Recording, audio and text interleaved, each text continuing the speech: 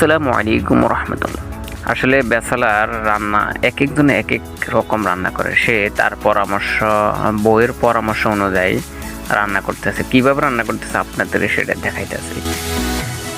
আপনারা দেখছেন শাকের উপরে শাক দিছে, শাকের উপরে কাঁচামরিচ দিছে, তারপরে রসুন বাটা দিয়ে দিছে। আপনারা দেখছেন তারপর রসুন দিয়েছে, রসুন অনেক রসুন এখানে রসুন পেঁয়াজ টিয়াজ সব আছে। তারপরে লবণ, পরিমাণ মতো লবণ দিছে। আপনারা শাক কিভাবে রান্না করেন কমেন্ট বক্সে অবশ্যই জানাতে পারেন। তারপরে এটা হচ্ছে ধনিয়ার গুঁড়া, শাকের উপরে ধনিয়ার গুঁড়া দিয়েছে। তারপরে হলুদ মরিচ একের পর এক দিতেছে। আসলে আমি এভাবে শাক রান্না আর দেখি নাই, আপনারা দেখছেন কিনা অবশ্যই জানাবেন।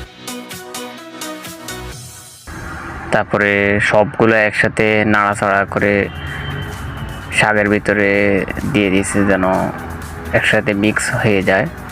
অবশেষে সব দেওয়া কমপ্লিট, এখন রান্না সম্পূর্ণ হওয়ার জন্য অপেক্ষায় আছে। আপনারা পারলে এভাবেও রান্না করে চেষ্টা করতে পারেন। ধন্যবাদ।